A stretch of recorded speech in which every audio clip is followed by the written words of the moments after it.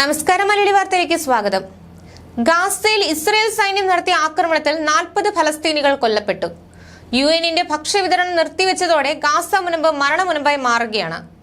ആശുപത്രികൾക്ക് നേരെയും ഇസ്രായേൽ വീണ്ടും ആക്രമണം നടത്തി. റഫേലും നുസൈറത്ത് ക്യാമ്പിലും വീടുകൾ കേന്ദ്രീകരിച്ചാണ് ഇസ്രായേലിന്റെ വ്യോമാക്രമണം ഉണ്ടായത്. 40 പേർ കൊല്ലപ്പെട്ടതിൽ ഭൂരിഭാഗവും സ്ത്രീകളും കുട്ടികളുമാണ്. മരണസംഖ്യ ഇനിയും ഉയരുമെന്നാണ് അധികൃതർ പറയുന്നത്. ആക്രമണത്തിൽ 100-ലധികം പേർക്ക് പരിക്കേറ്റിട്ടുണ്ട്. നഗരങ്ങൾക്ക് പുറമെ കൂടുതൽ ഗ്രാമീണ മേഖലകളിലും ഇസ്രായേൽ ആക്രമണങ്ങൾ റിപ്പോർട്ട് ചെയ്യപ്പെട്ടിട്ടുണ്ട്.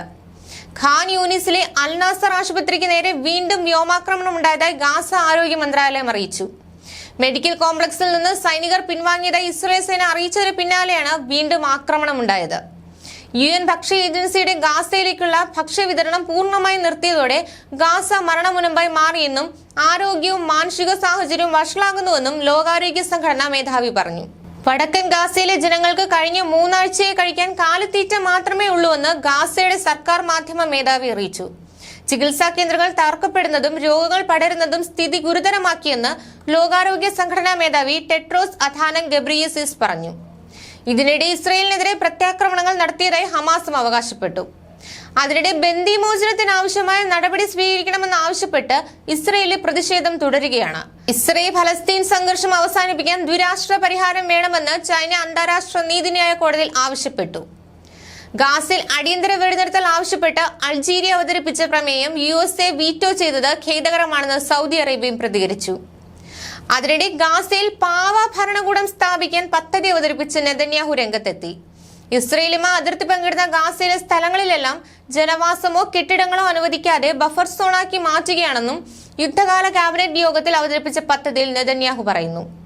ഗാസയുടെ ഭരണത്തിനായി പ്രാദേശിക ഓഫീസുകൾ സ്ഥാപിക്കും.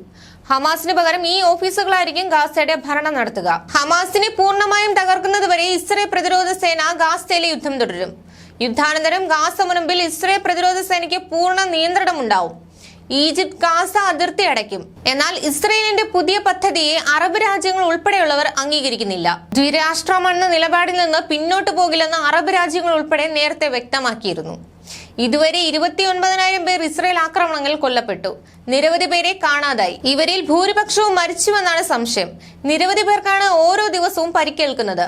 ഗാസയെ രണ്ടായി പിളർത്തി വൻമതിൽ പോലെ ഹൈവേ നിർമ്മിക്കാൻ ഇസ്രായേൽ ഒരുങ്ങുന്നതായും റിപ്പോർട്ടുകൾ പുറത്തുവരുന്നുണ്ട്. യുദ്ധാനന്തര ഗാസയിൽ സൈനിക കടന്നുകയറ്റവും ഫലസ്തീനികളുടെ സഞ്ചാരം തടയുന്നതും ലക്ഷ്യമിട്ടാണ് തെക്കൻ ഗാസയെയും വടക്കൻ ഗാസയും വേർതിരിക്കുന്ന റോഡ് നിർമ്മിക്കുന്നത്. ഇസ്രായേൽ അതിർത്തിയിൽ നിന്ന് ആരംഭിച്ച് കടലിലേക്ക് എത്തും വിധത്തിലാണ് റോഡിന്റെ രൂപകൽപ്പന. US ആസ്ഥാനമായ ISW, CTP എന്നിവയാണ് ഇത് സംബന്ധിച്ച റിപ്പോർട്ട് പുറത്തുവിട്ടത്.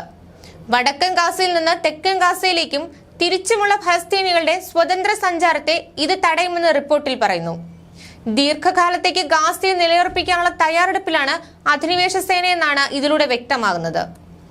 നീണ്ടകാലത്തെ ആസൂത്രണത്തിന്റെ ഭാഗമായാണ് റോഡെന്ന് ISW, CTP റിപ്പോർട്ടുകൾ ചൂണ്ടിക്കാട്ടി. ഗാസ സിറ്റിക്ക് നടുവിലൂടെ നെറ്റ്സാരിയും ഇടനാഴി അഥവാ ഹൈവേ 749 എന്ന പേരിലാണ് ഇടനാഴി നിർമ്മിക്കുന്നതെന്ന് മാധ്യമങ്ങൾ റിപ്പോർട്ട് ചെയ്തു. ന്യൂസ് ഡെസ്ക്, മലയാളി വാർത്ത.